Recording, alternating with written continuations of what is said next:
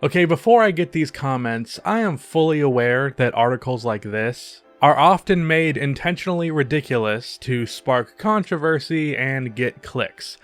I'm aware. I literally made a video on that aspect of NBA media and media in general a while ago. But here's the thing. While Sports Illustrated does benefit from me talking about their terrible list and benefits from me clicking on it to make this video, I too benefit from it by having something to make content with. So really, the only sucker here is you for clicking on this video about an article that was made for clicks. So anyways, after calling you all suckers, this is the part where I ask you for likes. I'm going to start doing this from now on because of how much it boosts engagement on videos. I'm trying to make this channel blow up because college sucks ass. So drop a like if you hate school, and if you like school, still drop a like, you fucking nerd. Anyways, Sports Illustrated recently dropped a top 100 players in the NBA list, and it was trash. Like Cameron Payne level trash. Like people who think Zendaya is an attractive level trash. So let's look at this list and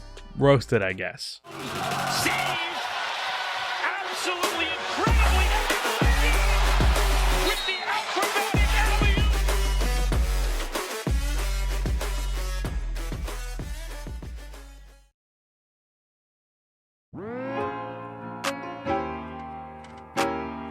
So, being that there are 100 players on this damn list, we can't exactly dissect every player's placement. It was already enough of a struggle in Bleacher Report's top 25 under 25 list that I made a video on. That was 25 players, this is 100, so I need to find a way to speed it up. So we will put these players into 4 different categories of normal or ridiculous in terms of where they are placed in the top 100. These 4 categories will be Category 1, good placement. That category is self-explanatory, it's pretty much something I agree with. Category 2, okay, fine. This one means I don't really agree, but okay, fine. Category 3, yeah, I don't know about that one. Also self-explanatory, it's not something I agree with, but it's not like too outlandish. And the 4th category is what the fuck are you on? Are you out of your damn mind? Or WTFAYOAYOOYDM. So let's start at the bottom of the list, 100 through 90. Andrew Wiggins is at number 100. Then there is Terrence Ross, DeAndre Jordan, Jarrett Allen, Kyle Kuzma, Joe Harris, DeJounte Murray, Bam Adebayo, Spencer Dinwiddie, Derek White, and at number 90, Zach LaFucking-Vine. Okay, look, I get it. I'm a Bulls fan, so you think I have bias here. I don't really feel like I do because I have always held Bulls players in more of a critical light than players that are not on my favorite team, but whatever. If you want to feel that I am biased, fine, but I don't care, man. In what world is Zach LaVine the 90th best player in the NBA? Maybe this world in 2015, but not now. Zach LaVine averaged an efficient, keyword being efficient, 24 points and 4.5 assists and rebounds. But he is the 90th best player in the league? Just to name a few players ranked over LaVine that are obviously not better than him: Danny Green, Jeff Teague, Jonas Valanciunas, 37-year-old Andre Iguodala, Al-Farouq Aminu, PJ Tucker, Ricky Rubio, Josh Richardson, Thad Young, Brooke Lopez, Gordon Hayward, Otto Porter, Derek Favors, Eric Bledsoe, and Marc Gasol. There are also many other players on this list that I would put LaVine ahead of, but I left them out from mention there because there's at least a case for them. There are no cases for those players. Even if you think Zach LaVine is the second coming of Monte Ellis, just an empty stats guy, he still ain't the damn 90th best player in the world. Prime Monte Ellis was better than 90th in the NBA. Also, Joe Harris is not better than DeAndre Jordan or Jarrett Allen. Derek White is also better than a lot of the players that I named ahead of Zach LaVine. I also don't know about Bam being better than Allen and DeAndre Jordan as much as I like Bam Adebayo. He could be, but I'm not too confident in that. So for these 10 players, Wiggins, Murray, Kuzma, and Terrence Ross go into Category 1, good placement. Joe Harris, Bam, Jarrett Allen, and DeAndre Jordan go into okay, I guess. Derek White goes into I don't know about that one, and Zach LaVine goes into what the fuck are you on? Are you out of your damn mind category. For 89 through 90, Danny Green, Jonas Valanciunas, Jeff Teague, Andre Iguodala, Brandon Ingram, Al-Farouq Amino, Jaren Jackson Jr., Marcus Smart, Patrick Beverley, and Serge Ibaka. Brandon Ingram and Jaren Jackson Jr. are way too damn low on this list. I would argue that Jaren is already a top 50, maybe even top 40 player in the NBA. Brandon Ingram averaged 18 on good shooting splits last season, and yet he is ranked under Al-Farouq Amino. Remember Amino, that guy who bricked ugly open 3 after ugly open 3 in the playoffs? Yeah, that guy. Over Brandon Ingram? You're fucking nuts. I don't even know if Aminu belongs in the top 100 at all. I don't know what they were thinking here because Aminu is not better than Valanciunas, Danny Green, Jeff Teague, Zach LaVine, Iggy, Kuzma, Jarrett Allen, DeAndre Jordan, or Joe Harris. He ain't better than any other player on this list, and yet he is where he is. And also, Justice Winslow, Colin Sexton, and Marcus Morris are not on this list. Danny Green, Jonas Valanciunas, Teague, Iggy, Marcus Smart, Patrick Beverley, and Ibaka go into category number 1, and Jaren Jackson Jr., Brandon Ingram, and Aminu go into category number 4. 79 through 70, Julius Randle, Yusuf Nurkic, Montrezl Harrell, Domantas Sabonis, Lauri Markkanen, PJ Tucker, Ricky Rubio, Harrison Barnes, Josh Richardson, and Thaddeus Young. The one thing I do appreciate about this list is that it puts into perspective just how damn talented the NBA is. Julius Randle is in like the top 70 to probably 60 in my book, despite being a 21-9 guy. That says a lot about the talent in the NBA. I don't agree with his placement in the 70s though. I think he ranks over pretty much everyone here besides for Yusuf Nurkic. Lauri Markkanen is also ranked a little too low here. He is below JJ Redick and Brook Lopez, who are pretty much just a smaller and bigger version of Lauri Markkanen. Randle should be somewhere in the 60s, as should Markkanen, and I also think Nurkic and Sabonis are better than Ricky Rubio. So in category 1, Josh Richardson, Harrison Barnes, and PJ Tucker. In category 2, Thad Young and Montrezl Harrell. In category 3, Sabonis and Nurkic. And Lauri Markkanen and Julius Randle go in category 4. For 69, don't laugh, through 60, Karis LeVert, Jaylen Brown, JJ Redick, Brook Lopez, Joe Ingles, Robert Covington, Eric Gordon, Trae Young, Malcolm Brogdon, and Aaron Gordon. 1, Aaron Gordon is too low. 2, Jaylen Brown is better than JJ Redick, as is Karis LeVert. And 3, well actually that's it.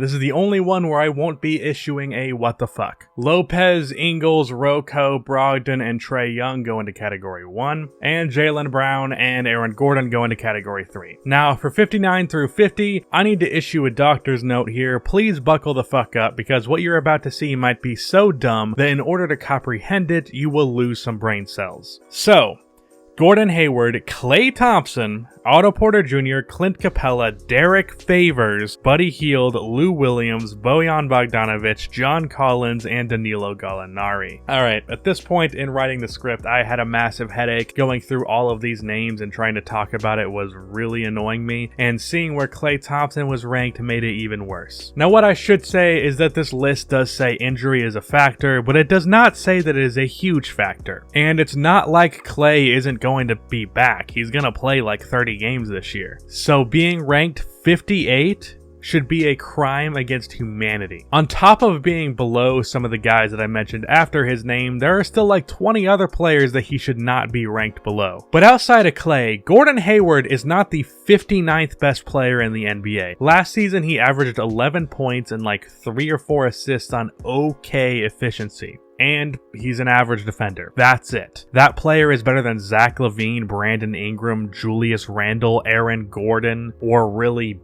anyone in the top 80? Are you kidding me? Buddy Hield is also better than everyone that I just mentioned that is above him. And as much as I like Otto Porter Jr., he isn't better than any of the guys that I said Gordon Hayward isn't better than. Also, Derek Favors is definitely not better than Clint Capella. In no world is he better. This section of the list is the most damning part. So with all of that said, Lou Will, Bogdanovic, Collins, and Gallo go into category 1. Clint Capella goes into category 2, Otto Porter Jr. in 3, and Hayward, Klay, and Favors in category 4. For 49 through 40, Tobias Harris, Gary Harris, Miles Turner, Eric Bledsoe, Nikola Vucevic, D'Angelo Russell, Paul Millsap, Marc Gasol, Kevin Love, and Steven Adams. D'Angelo Russell was an all-star last season. Putting him at 44 is fucking stupid. Putting him behind Marc Gasol, who was pretty much the definition of a solid starter last year, is disrespectful. Miles Turner and Nikola Vucevic are better than Marc Gasol and Paul Millsap. And I think Tobias Harris is a little too low as well. So Gary Harris, Kevin Love, Steven Adams, and Bledsoe go into category number 1. Millsap goes into category number 2, and everyone else is in category number 3. For 39 through 30, once again, there is some clownery here. Victor Oladipo, Jamal Murray, Kristaps Porzingis, Andre Drummond, Jason Tatum, Devin Booker, De'Aaron Fox, CJ McCollum, DeMar DeRozan, and Luka Doncic. So Jamal Murray and Jason Tatum are better than Tobias Harris? I don't know about that one. Also, why the fuck is De'Aaron Fox ranked ahead of Devin Booker? I understand that Fox is a better defender and he's on a more winning team, but it's pretty clear that Devin Booker is the better player as of now. And CJ McCollum is a better player than DeMar DeRozan, and I would probably put Luka below those two. And Oladipo is better than all those guys I mentioned, but I do understand it with injuries being a factor. But what I don't understand is why he is 20 spots ahead of Klay Thompson despite them probably going to be playing about the same amount of games this year. Klay Thompson is better than Victor Oladipo, and they're going to get the same amount of playing time, so I really don't understand that. That's why this list sucks. So Porzingis, Murray, Drummond, and Booker go into category number 1, DeRozan and Luka in 2, and Fox and Tatum go into category number 4. For number 29 through 20, Donovan Mitchell, Kyle Lowry, Chris Middleton, Mike Conley, Drew Holiday, Pascal Siakam, Ben Simmons, Bradley Beal, Chris Paul, and Kemba Walker. Okay, first of all, Donovan Mitchell needs to move up about 5 spots. He's definitely better than Kyle Lowry and Middleton.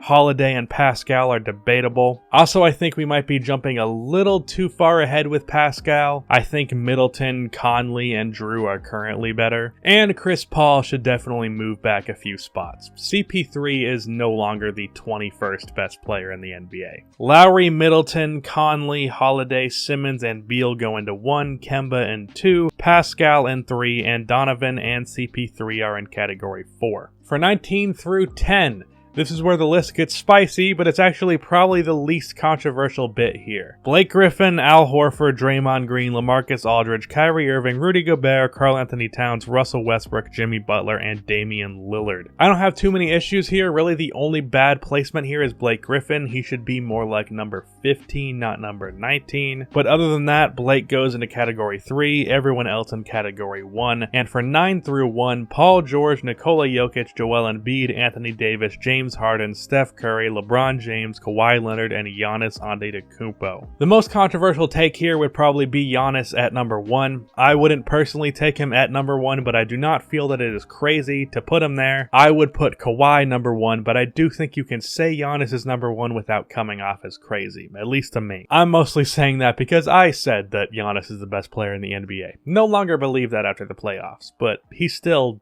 up there for sure. Also, I don't think Paul George is over Damian Lillard, and I would take Jokic over Embiid. So Embiid, AD, Curry, Harden, and LeBron go into category 1. Giannis, Kawhi, and Jokic go into category 2. And Paul George goes into category 3. Now, with all of that shit added up, let's see what percentage of this garbage top 100 list is what the fuck are you on? Are you out of your damn mind level? Well, it's 14, which would make it 14%. 14% of this list is incomprehensibly stupid, and a good percentage of it is also, I guess, comprehensively stupid. So with all that said, this top 100 list is the worst that I have ever seen, and if you want to see my top 100 list, well, subscribe and like, because my next video, besides for my next My GM video, is going to be my personal top 100 players list. Probably going to break that down into 2 parts. Make sure to like and subscribe for more NBA content like this, and cue the outro music.